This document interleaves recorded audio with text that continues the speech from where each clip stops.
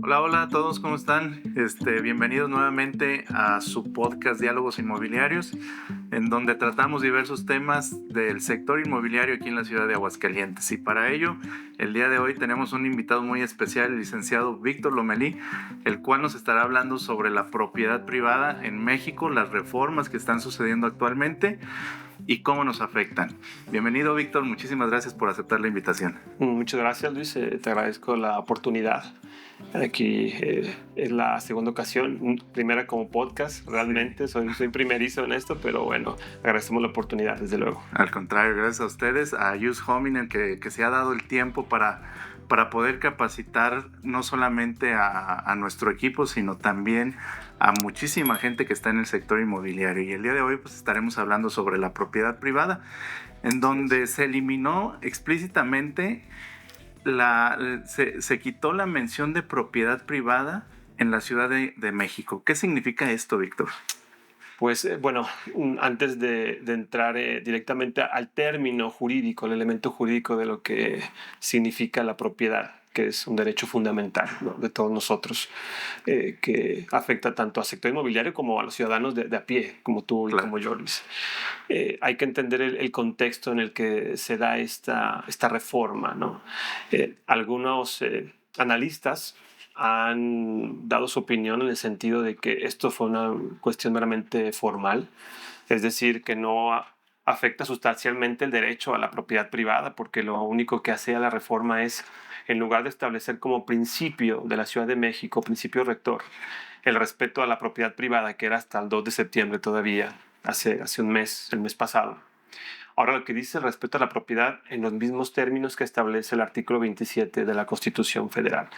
Y muchos podemos decir, bueno, pues es que si la Constitución establece ya el régimen patrimonial de los bienes en México y la Constitución tiene más de 100 años, desde 1917, y esos primeros 3 párrafos que hablan del patrimonio, del interés público, de la expropiación, de las modalidades que se le pueden imponer o restricciones a la propiedad privada, no son cuestiones novedosas, pues eso implicaría, en un pensamiento rápido y lógico, que no habría ninguna afectación sustancial, ni se están disminuyendo derechos, ni se están implementando nuevos mecanismos de expropiación. Entonces, de entrada, algunos decían, esta reforma no elimina la propiedad privada, es una adecuación únicamente para alinear los valores del artículo 27 con los valores ahora del artículo 3, numeral 2, inciso A, de la Constitución de la Ciudad de México, y que no representaría un problema ni una restricción adicional a la propiedad privada. Sin embargo, creo que no es del todo real tampoco adoptar esa postura únicamente en cuanto al tema formal, es decir, eliminar propiedad privada y sustituirlo por propiedad en términos de lo que establece la Constitución Federal, ¿no? En ese sentido, hay que analizar los antecedentes que tiene esta reforma, y esa es la parte interesante, ¿no? Es el contexto político en el que nos desenvolvemos, Sí. ¿no? Esta reforma fue anunciada por el entonces jefe de gobierno, Martí Batres, con bombo y platillo en la Ciudad de México, con un eslogan muy explícito, ¿no?, que hablaba de reforma a la materia, reforma constitucional en materia de propiedad privada, pública y social. Y ahí es donde empiezan las teorías de conspiración, de confabulación, ¿no? Porque a raíz de eso se desató en redes sociales comentarios, rumores, ¿no?, de que ya se elimina la propiedad privada en México. Estamos en el primer paso del comunismo. Ya no compren porque el gobierno va a expropiar, ¿no?, nos va a quitar toda la propiedad de nuestras casas. Y bueno, yo creo que son comentarios que son impulsados por el contexto en el que estamos viendo la realidad, ¿no? Pero no hay que tomarlos tampoco tan al extremo, darles tanto peso. Es cierto que la Constitución de la Ciudad de México trajo un cambio formal, no elimina el derecho a la propiedad privada de manera inmediata y tampoco establece nuevos mecanismos para la privatización, la expropiación, mejor dicho, para expropiación. Entonces hay que estar tranquilos hoy por hoy. Sin embargo, analizando lo que sucede en el país, el Congreso que está cooptado por un poder político, básicamente las dos cámaras, las recientes reformas al poder judicial, las reformas a la supremacía de la Constitución que se acaban de dar en estos días, y una serie de leyes que se están estableciendo, ¿no? Todas estas con un carácter de acento social, que es el discurso que ha manejado este poder político, ¿no? Todos los días, desde la tarima, desde las famosas mañaneras, ¿no? Todos los días martillando, y bueno, eso ha generado una conciencia colectiva de que hay sectores poderosos y hay sectores débiles, desprotegidos. Y en ese sentido, ¿quiénes son los poderosos? Pues los sectores económicos, ¿no? de importancia, de relevancia, el sector inmobiliario, ¿no? Entonces ahí ya uno empieza a tomar conciencia de, bueno, esta reforma aparentemente formal sí tiene un trasfondo político y jurídico, porque la idea, y lo reconoce el propio jefe de gobierno, entonces jefe de gobierno reconocía que lo que ellos no querían es que hubiera un riesgo de que el Poder Judicial interpretara las normas, las condiciones de la propiedad privada en favor de los grupos económicamente poderosos, y que con eso iba a implicar una reforma social, ¿no? Que la Constitución les iba a dar esas herramientas que son los valores que establece la Constitución sobre la propiedad, pero que esos valores, según su perspectiva, están alineados con los valores de la Cuarta Transformación. Entonces, básicamente, lo que pudiera estar manejando el discurso político es que yo voy a proteger a la clase más desprotegida, más vulnerable, y de ahí se desatan todos los comentarios, ¿no? Todas las consideraciones en cuanto a los temores, nerviosismo del sector inmobiliario, ¿no? ¿Qué va a pasar con esta reforma que ahorita no compromete el derecho a la propiedad privada, pero según el contexto en el que estamos, se están suscitando reformas de manera continua, inmediata, ininterrumpida, ¿no? Y reformas de alto impacto, Y también tomando en cuenta la ideología de los partidos políticos, que hay que decirlo como es la realidad, es una ideología socialista, una ideología que pretende utilizar la división como un medio político y social. Es el discurso marxista del el pobre contra el rico, el patrón contra el trabajador, ¿no? El hombre contra la mujer. Entonces, todos los días eso ha funcionado y ha ganado devotos y electores para el partido, que creen y suponen, en base a esos rumores, que el gobierno algún día les va a dar una dádiva, ¿no? Por ejemplo, si yo tengo dos propiedades, pues una de ellas me van a despojar para dársela a quien no tiene, ¿no? Tipo la historia romántica de Robin Hood, ¿no? Sí. Que básicamente es una ideología socialista y muy peligrosa. Pero para eso hay que conocer nuestros derechos, Luis. Hay que conocer nuestros derechos y saber que aún está protegido, pero hay que actuar de manera preventiva y no reactiva, Luis. Claro. Y mencionas algo muy, muy importante. ¿Cómo puede proteger la persona que tiene más de una propiedad? ¿Cómo puede ir protegiendo su patrimonio precisamente para que, si esto llegase a suceder, que como tú lo dices, puede ser que no suceda, si simplemente sea una señal alarmista, claro. Pero si llegase a suceder, ¿cómo podemos proteger nuestro patrimonio? Sí, aquí lo importante es que hay que considerar, y muchas veces nosotros como mexicanos no tenemos la cultura de la lectura, de la instrucción, de conocer nuestros derechos. La Constitución no nada más establece el derecho a la propiedad privada como un derecho esencial desde hace más de 100 años. Evidentemente establece una facultad de la nación, es el discurso formal de la Constitución, para transmitir esa propiedad privada, pero también para limitarla con las expropiaciones. Las expropiaciones no es un tema tampoco novedoso. Es un tema que también estuvo acompañado desde hace más de 100 años, desde 1917. Entonces, con esta reforma no es que se esté creando una nueva forma de expropiar, ni más rápida, ni tampoco discriminada, por así decirlo, ¿no? o arbitraria, no. Para eso hay que tener en cuenta que el artículo 14 y el artículo 16 de nuestra Constitución también protegen ese derecho, ¿no? El artículo 14 establece que nadie puede ser privado de sus bienes sino mediante un juicio seguido en forma de procedimiento, o un procedimiento seguido en forma de juicio donde se respeten las formalidades esenciales. Es decir, tenemos un medio de defensa en contra de actuaciones de la autoridad. La autoridad debe emitir un mandato debidamente fundado y motivado por autoridad competente en el que justifique el mérito, el objetivo de esa decisión. En este caso estamos hablando, si fuera el caso, la expropiación, pues de que justifique la utilidad pública que establece el artículo 27, ¿no? Y para eso la ley de expropiación actual establece procedimientos, ¿no? Hay que emitir un dictamen técnico donde se establezca la causa de utilidad y ese dictamen técnico puede ser cuestionado directamente ante la autoridad. Es un medio de defensa que establece la ley de expropiación y una vez que se resuelva de manera desfavorable está el juicio de amparo.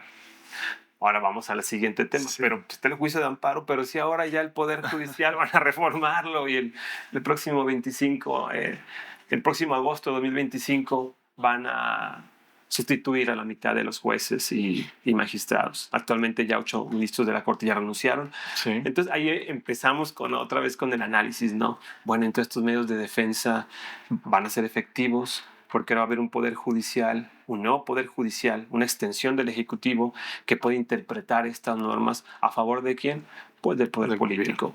Sin embargo, hay que tener en cuenta que está ese derecho de defensa que es el juicio de amparo, ¿no? Y lo que se recomendaría en sentido práctico es que todas las operaciones que realice esa persona que tiene una o más propiedades, pues las haga a través de intermediarios profesionales como son los asesores inmobiliarios, desde luego, ¿no? Claro. Contratos debidamente protegidos con cláusulas esenciales para garantizar la protección al patrimonio. Desde luego el respaldo jurídico de abogados en dado caso de que ese inmueble, esa propiedad pudiera ser objeto de un procedimiento de expropiación, ¿no? Sí. Que en este momento, para tranquilizar quizás o dar más seguridad jurídica a quienes nos escuchan y que sienten ese nerviosismo de que puedan ser despojados, pues sepan que por el momento no corre riesgo, ¿no? Pero sí hay que estar alertas de cualquier reforma sobre esos derechos fundamentales que te platicaba, ¿no? Derecho Sí. a la seguridad jurídica, a tener un medio de defensa en contra de esas expropiaciones. Entonces sí hay un medio y la recomendación es que protejan sus operaciones inmobiliarias con los asesores, ¿no? Aquí como ustedes en Codman, desde luego. Muy bien. Y ahora, esta reforma es solamente está redactada en la Gaceta, que es la Gaceta de la Ciudad de México, y solamente aplica para los que viven en la Ciudad de México. Ahora, esa reforma, ¿cómo puede permearse al resto del país? Y por supuesto, pues nosotros que estamos inmiscuidos aquí en el sector inmobiliario en Aguascalientes, ¿crees que esa reforma pueda llegar en algún momento a aplicarse a nuestro estado? Busqué, fíjate Luis, objeciones para no irme hacia el lado conspirativo realmente, Sí. ¿no? Pero lamentablemente no encontré razones que me hicieran suponer lo contrario. Y volvemos al mismo punto que tocamos en un principio que te comentaba. Es un contexto muy, muy difícil el que estamos viviendo en cuanto a un nuevo régimen judicial que se está estableciendo. El poder político está llegando a más entidades federativas. Aguascalientes, gracias a Dios, todavía es la excepción, ¿no? Pero está teniendo fuerza y la capacidad para intervenir en los congresos estatales. No sé si te fijaste que a raíz de la reforma del Poder Judicial, varios congresos estatales inmediatamente activaron sus funciones y también propusieron esas reformas para el Poder Judicial estatal, local, ¿no? Sí. Eso habla de que tiene un impacto político y de que han hecho la tarea, el poder político, ¿no? Expandiendo esa facultad para poder intervenir en los estados. Cada uno de los estados. Sí. Entonces, yo creo que por ahora tenemos un partido que gobierna Aguascalientes que bien pudiera decirse formalmente que es oposición, pero en un futuro, quién sabe, por toda la tendencia que se está teniendo este movimiento, ¿no? Llamado Morena, y que está en el partido actual que tiene el poder. Okay. Entonces, eso en base a las reformas y todo lo que está sucediendo, pues yo creo que van a intentar, desde luego, van a intentar, ¿no? Dependerá del sector inmobiliario en Aguascalientes y de gestionar, de alzar la voz, incluso tener reuniones con legisladores estatales una vez que tengan conocimiento de que se pueden llevar reformas a la Constitución para homologarlas, ¿no? Sí. O para incluir esos famosos términos de propiedad pública, propiedad social, pero en el entendido de que ellos tienen una idea de lo que significa propiedad social, pero nosotros aún no la tenemos realmente, ¿no? Es más que nada como un discurso político. Entonces yo creo que eso es lo que nos correspondería a los que estamos en el sector inmobiliario, sea como asesores, como abogados, que ofrecemos la protección a través de pólizas jurídicas de arrendamiento, y como ustedes que asesoran para las transacciones inmobiliarias, hacer esos grupos, esos frentes de trabajo, alzar la voz e incluso hasta llegar a tener pláticas con legisladores para efecto de que estas reformas sean claras y que protejan los derechos de todos, ¿no? Especialmente la propiedad privada, y eso que genere certeza, tranquilidad a las inversiones inmobiliarias, que son las más afectadas, no son las que dicen, bueno, ahorita está esta reforma formal en la Ciudad de México, pero cuando yo realice un proyecto que puede durar de 3, 4 años, ¿quién me asegura que no vayan a cambiar las reglas, ¿no? Sí. Porque los proyectos no son inmediatos. No, claro que no. Entonces, ese yo creo que ha sido el grande problema y que ha frenado quizás la inversión en este sector, ¿no? Sí, y el siguiente tema era precisamente eso. O sea, esta reforma, en base a tu experiencia, ¿cómo ha frenado todas esas inversiones que hoy en día yo creo que México está en una posición privilegiada por todo lo del nearshoring, por todas las empresas extranjeras que buscan instalarse y ven un mercado atractivo en México y por supuesto en nuestro estado? Pero ¿cómo ha afectado esta reforma a todas esas inversiones? Las ha afectado en el sentido de que si no tienes seguridad jurídica sobre las normas y las reglas del juego, eso crea nerviosismo, ¿no? Y no les da tranquilidad y respaldo a los inversionistas, desde luego. Aunque como bien dices, ¿no? Hay un panorama también económico donde empresas pudieran considerar atractivo a México. En particular, creo que Aguascalientes ha sido un lugar atractivo, es un lugar atractivo por cuestiones de seguridad pública, afortunadamente todavía, y porque están instalándose también empresas que les favorece la posición geográfica de Aguascalientes. Esa es la realidad. Siguen llegando empresas. Sin embargo, en cuanto al sector inmobiliario, esta reforma sí vino a frenar, estoy casi seguro, las inversiones. He platicado con asesores así inmobiliarios como tú, Luis, que comentan que se ha movido muy poco el tema de la compraventa, adquisición de bienes inmuebles. Entonces, eso yo creo que es un indicio de que no solamente la reforma en materia de propiedad privada y con las supuestas inclusiones de propiedad social y lo que eso signifique, sino la reforma al Poder Judicial, el cambio de la Constitución, la continuación de un movimiento político como el de Morena.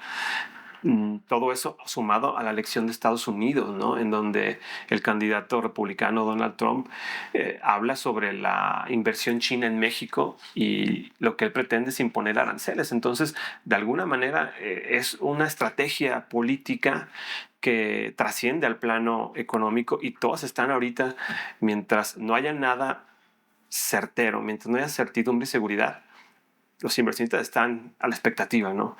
Yo creo que esa es la idea esencial que podemos tomar, tomando en cuenta, valga la redundancia, el panorama que vive México, ¿no? Que desgraciadamente es de inestabilidad y de volatilidad en el sistema judicial. Muy bien, y una parte importante que considero es, bueno, además de la propiedad privada, también existe la propiedad social. ¿Cómo se ve afectada bajo estos esquemas y bajo esto que nos acabas de comentar, la propiedad social en base a esta reforma? Pues mira, Luis, busqué el término de propiedad social en la Constitución, específicamente en el artículo 27. No lo encontré. Que me digan los funcionarios de la Cuarta Transformación, ¿sí?, de dónde están sacando concepto de propiedad social, ¿no? Y propiedad pública. Y luego la busqué en la Constitución de la Ciudad de México y sí establece la propiedad social y la vincula, justamente lo que platicamos antes de iniciar esta charla, con el tema de los ejidos, ¿no? Esa propiedad que debe ser protegida y lo entiendo. Sin embargo, ese concepto, ese término de propiedad social, y esto es una opinión personal, me parece que es más como un discurso político, porque la Constitución, aún la vigente, el artículo 27, establece que la propiedad de la tierra y las aguas le corresponde a la nación como tal. Claro. La nación como un ente colectivo que somos nosotros, los ciudadanos, pero que somos representados por el gobierno. Y al final de cuentas, el gobierno realmente es el que tiene esa facultad, ¿no? ¿Para qué? Para transmitir la propiedad, el dominio a los particulares o a grupos sociales, en este caso el tema de comunidades ejidatarias, ¿no? Y eso se constituye en propiedad privada o propiedad social que explícitamente no está nombrada en el artículo 27 como propiedad social. Eso es una ideología que se extrae del artículo por la naturaleza que tiene la propiedad y la función social que le queda al gobierno a través de la expropiación, es decir, de regular esa propiedad privada para distribuir la riqueza, para proteger el medio ambiente, para generar interés colectivo, para beneficiar al interés público, a la sociedad, y eso lo entendemos. Pero como tal, un concepto de propiedad privada me parece que jurídicamente es inexacto, porque la propiedad es inalienable, imprescriptible y le pertenece a la nación. Es decir, el gobierno es el titular para transmitirla. Y cuando la transmite, esa sería hacia el particular, tenemos propiedad privada, pero no es un derecho absoluto, es decir, puede estar restringido porque en cualquier momento si mi propiedad se atraviesa con una causa nacional, social o pública, pues me pueden expropiar o pueden limitar mi derecho, ¿no? Entonces, yo creo que hay que tener en cuenta que ese concepto no está incluido explícitamente ni implícitamente en la Constitución, y es más bien un término político que se pretende implementar poco a poco, quizás para sustituir en algún momento los límites de la propiedad privada. Por eso yo lo que recomiendo es que no hay que tomar tan en serio a veces los discursos de los partidos políticos, sino hay que irnos al texto de la Constitución para entenderla, ¿no? Para interpretarla, para analizarla. Claro. Y ya por último, Víctor, ya para terminar, ¿cuáles serían, en base a tu experiencia, los consejos que le pudieras dar precisamente a las personas que buscan invertir, que sientan esa seguridad, que pueden seguir invirtiendo en un estado como Aguascalientes y que su patrimonio va a estar completamente protegido? ¿Cuáles serían esos consejos que tú le darías para seguir abonando a la inversión y obviamente a las transacciones inmobiliarias, que sabemos que es un vehículo que te puede ayudar a cumplir ciertos parámetros de tener una vida pues cómoda, digna, exactamente? Pero ¿cuáles serían esos consejos que tú les darías? Bueno, en primer lugar, que volvamos a la lectura. Si es que algunos estuvimos ahí, ¿verdad? Sí. Es complicado en estos tiempos, ¿no? De redes sociales donde todo está digerido y lo queremos ver en fragmentos. Y rapidísimo, ¿no? Exacto. Y como tú dices, no es tan... a veces queremos ver toda esa información que nosotros les estamos brindando aquí en pequeños segundos. En un minuto, ¿no? Entonces, mínimo que se tomen el tiempo de ver el podcast completo. Exactamente. Y que si existiera alguna duda, pues obviamente que se acerquen con los expertos. Pero, perdón, te interrumpí. No, está perfecto lo que comentas, Luis, de verdad. Coincido contigo. Tenemos que instruirnos, tenemos que mirar, sí, las noticias que hay, pero también saber identificar lo que subyace en la narrativa que nos expone, ¿no? Porque si yo escucho que la mayoría de los medios dicen que esto nada más es una reforma formal y que no impacta y que no tiene ninguna trascendencia, pues nada más me quedo con lo que me están diciendo, ¿no? Pero no estoy desarrollando mi sentido crítico para ver más allá de lo que no me están diciendo. Pero si yo veo discursos del jefe de gobierno que habla de grupos poderosos, de proteger la sociedad, la propiedad social, la pública. Entonces empiezo a ver que hay algo que no se está mencionando del todo. Entonces lo importante aquí es acudir con los profesionales, con los asesores como ustedes, que conocen y están obligados por la ley a llevar todas las operaciones a un marco sólido, ¿no? Transparente, no solamente cumpliendo con obligaciones en materia catastral, sino administrativas, fiscales. Tienen una serie de obligaciones que los convierte en verdaderos profesionales de la materia. La idea es esa, que se acerquen con ellos para que tengan conocimiento de los alcances que pudiera tener y para que tomen la mejor decisión en base a información objetiva, concreta. Y también no podemos decir que en esta vida no hay riesgos, siempre hay riesgos, pero no hay que dejar que esos riesgos también infundados pues nos lleven a no tomar decisiones sobre las operaciones inmobiliarias. Porque claro, para eso están ustedes, para asegurar y para proteger. Y también, pues ya como una cuña publicitaria, pues los abogados también que nos podemos dedicar a esta materia, que ofrecemos protección integral específicamente Ius Hominem en temas de arrendamiento, operaciones inmobiliarias de arrendamiento. Es una cobertura para esas operaciones. Y básicamente es lo que comentaste, Luis, que se acerquen a personas que son profesionales, que tienen credibilidad, que tienen respaldo, para que sean bien informadas de sus derechos, ¿no? Y de los alcances que implica este tipo de operaciones. Excelente, pues agradecer tu tiempo. Creo que fue una plática sumamente sustancial. Yo creo que con esto ya podemos tener una visión mucho más clara de lo que está sucediendo con estas nuevas reformas que primeramente, como lo decíamos, son única y exclusivamente aplican a la Ciudad de México. Exacto.